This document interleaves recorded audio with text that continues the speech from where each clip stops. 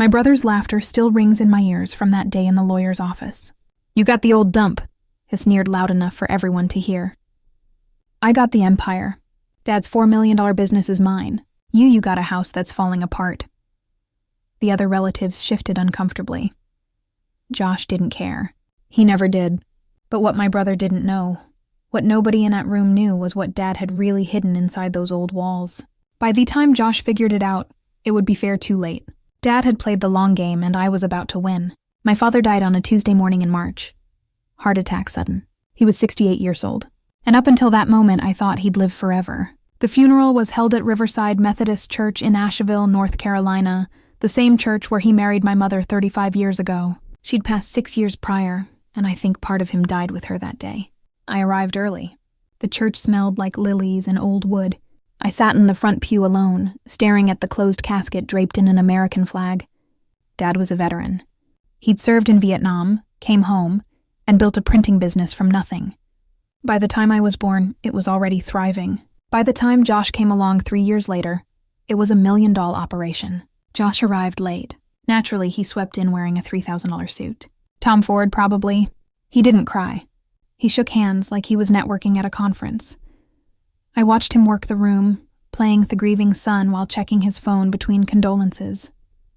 That was Josh, always performing. We'd never been close. Growing up, I was the quiet one, the one who liked books and fixing things with my hands. Josh was the star captain of the football team, homecoming king, Dad's pride and joy. Every Sunday dinner, Dad would ask Josh about his sales numbers, his client meetings, his next big deal. He'd turn to me and say, "And how's the house coming along?" Like my life was just a side project. The will reading happened 3 days later at the office of Morrison & Associates, the estate attorneys Dad had used for decades. The mahogany conference table was too big for just the 4 of us. Me, Josh, Mr. Harrison the attorney, and Dad's accountant Rita. Mr. Harrison cleared his throat and began reading. The language was formal, legal, cold. Then came the distribution of assets. To my son Joshua, I leave my business, Campbell Printing Solutions, including all assets, client contracts, and operations valued at approximately $4 million. Josh leaned back in his chair, grinning. He'd expected this. He deserved it, I probably thought. To my son Daniel. Mr. Harrison continued, and I held my breath. I leave the family home at 17 Oak Street, Asheville, North Carolina. Silence. Then Josh laughed. Actually laughed out loud. The old house. That's it. That place is worth what? $200,000 if he's lucky. He looked at me with something between pity and contempt. Guess we know who Dad's real son was, huh? I didn't respond. I just sat there, feeling the familiar sting of being second place. Mr. Harrison looked uncomfortable but said nothing. Rita wouldn't meet my eyes. I signed the papers in silence, shook the attorney's hand, and walked out. Behind me, I could hear Josh already on the phone telling someone about his inheritance, his empire, his future. I drove to the old house that night. I hadn't planned to, but I needed to be somewhere that felt like it still held pieces of Dad. The house sat at the end of a quiet street lined with oak trees that Dad had planted when I was 5. It was a modest 2-story craftsman with a wraparound porch built in 1952. The paint was peeling. The shutters needed repair. I could see why Josh called it a dump. But standing there in the driveway, I remembered summer evenings on that porch. Dad teaching me how to use a level, how to read a tape measure, how to fix things instead of replacing them. I let myself in. The air inside was stale. Everything looked exactly as Dad had left it. His reading glasses on the side table, a half-finished crossword puzzle, the smell of his coffee still faintly lingering. I walked through the room slowly, touching familiar things, remembering a childhood that felt both distant and immediate. His bedroom was upstairs at the end of the hall. I stood in the doorway for a long time before entering. The bed was made. Military corners, just like he'd always done it.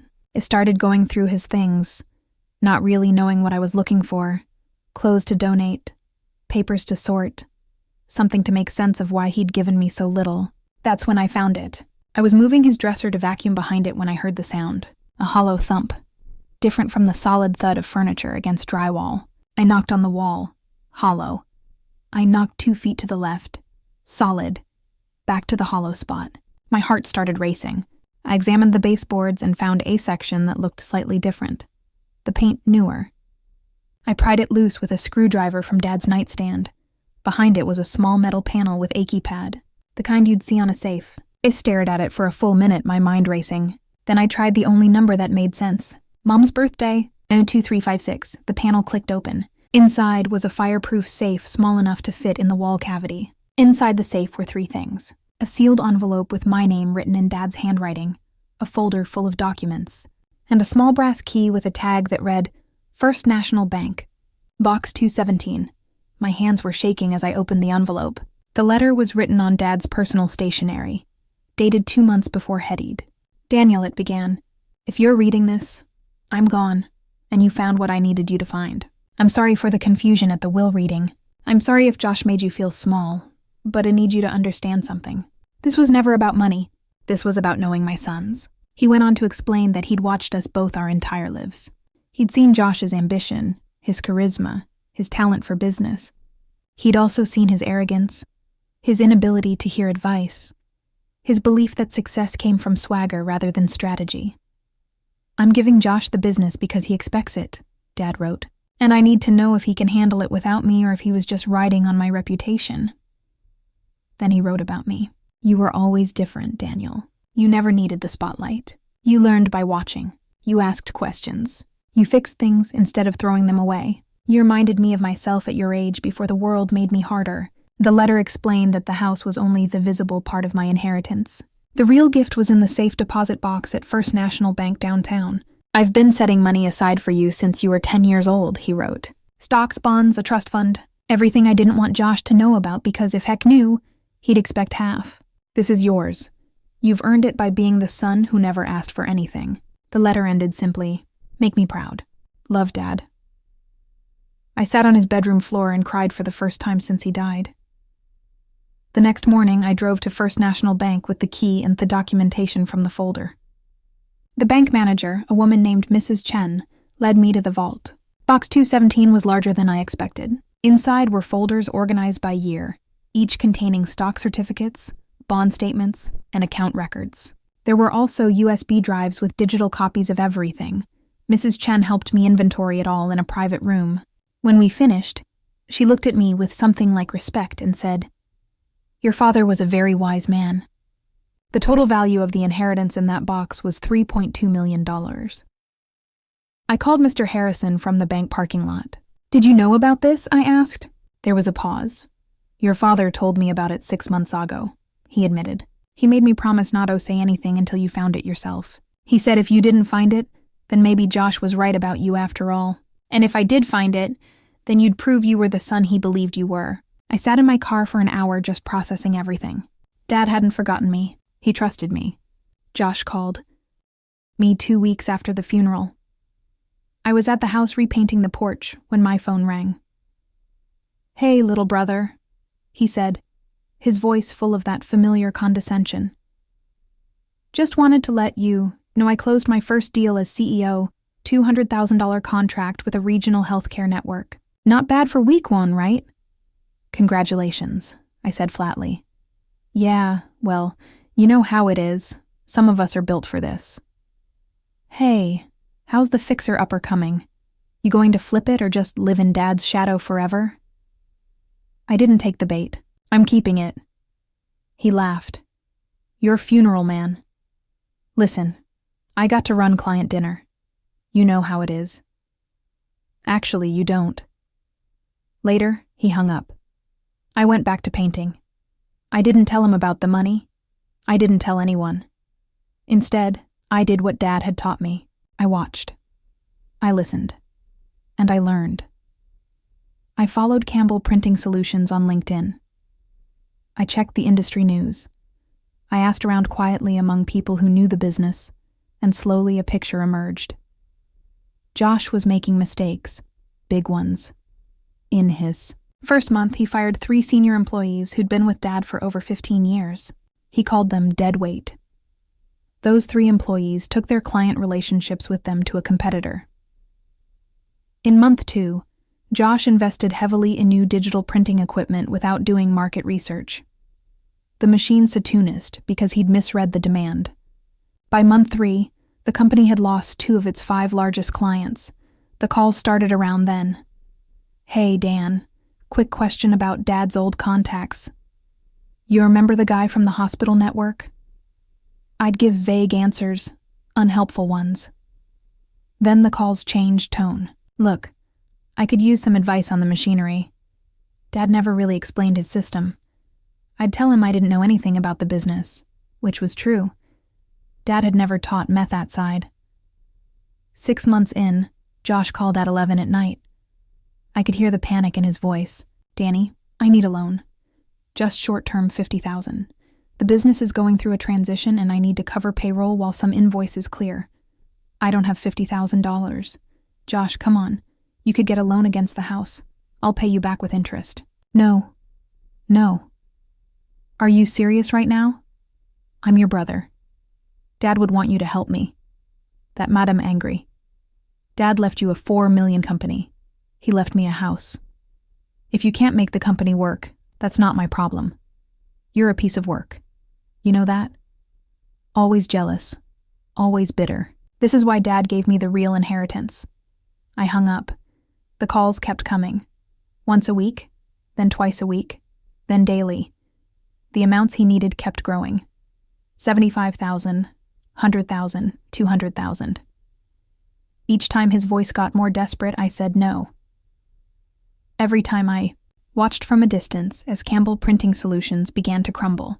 More employees left. Clients didn't renew contracts. Industry message boards started talking about the company's decline. Ever since the old man died, one comment read, "The place has gone downhill fast." 9 months after, Dad died. Josh called me one last time. He wasn't asking for money anymore. "I'm losing the business," he said quietly. "I have to file for bankruptcy. The creditors are coming after everything. The house, the cars, everything. I don't know what to do. You could have asked for help earlier." I said, "You could have listened to the people who knew more than you. You could have been humble. Is this you gloating? Is that what this is?" "No, Josh. This is me telling you the truth. Dad didn't give you that business because he thought you'd succeed. He gave it to you to see what you'd do with it. It was a test and you failed." Silence then. "And you? What did he give you?" Exactly what I needed. I hung up for the last time. 3 weeks later, Campbell Printing Solutions declared bankruptcy. Josh lost everything. The business was sold 4 parts. The proceeds went to creditors. My brother, the golden child, was left with nothing but debt. And a very expensive lesson. It's been 2 years since Dad died. The house on Oak Street is fully renovated now. I repainted every room, fixed the porch, replaced the roof, and restored the gardens Mom used to tend. It's worth significantly more than the $200,000 Josh estimated. But I'm not selling. This is home. I used part of Dad's inheritance wisely. I invested in index funds like he'd taught himself to do. I paid off my debts. I started a small carpentry business building. Custom furniture for clients across North Carolina. It's not a $4 million empire, but it's mine, and it's sustainable, and I love the work. Josh and I don't talk. I heard through a cousin that he moved to Charlotte, got a job in sales at someone else's company, and is slowly rebuilding. Part of me feels bad for him. Part of me thinks he needed to fall. Maybe someday we'll reconcile. Maybe not. Either way, I'm at peace. Last month, I drove out to Riverside Cemetery where Dad and Mom are buried side by side. I brought flowers, Mom's favorite, white roses. I sat on the bench near their headstones and told Dad everything. I told him I found the safe. I told him I understood why he did what he did. I told him I forgave him for all the years I felt invisible. "You were teaching me the whole time, weren't you?" I said aloud. "You weren't ignoring me. You were preparing me." The wind rustled through the oak trees. Somewhere nearby, a cardinal sang. I sat there for an hour just feeling close to him again. Dad's real gift wasn't the money, though I'm grateful for it. His real gift was teaching me that worth isn't measured by how much you inherit, but by what you do with what you're given. He taught me patience. He taught me humility. He taught me that the loudest person in the room isn't always the wisest. Josh got what he wanted. I got what I needed. And in the end, that made all the difference. Dad knew Hissens better than we knew ourselves. He gave each of us exactly what we deserved, not in money, but in lessons. And I finally understand that the greatest inheritance isn't what you receive, it's what you become. If this story resonated with you, I'd love to hear your thoughts in the comments below. Have you ever experienced a family inheritance situation? How did it change your relationships? Share your story, and don't forget to subscribe for more real-life tales about family, justice, and the lessons that shape us.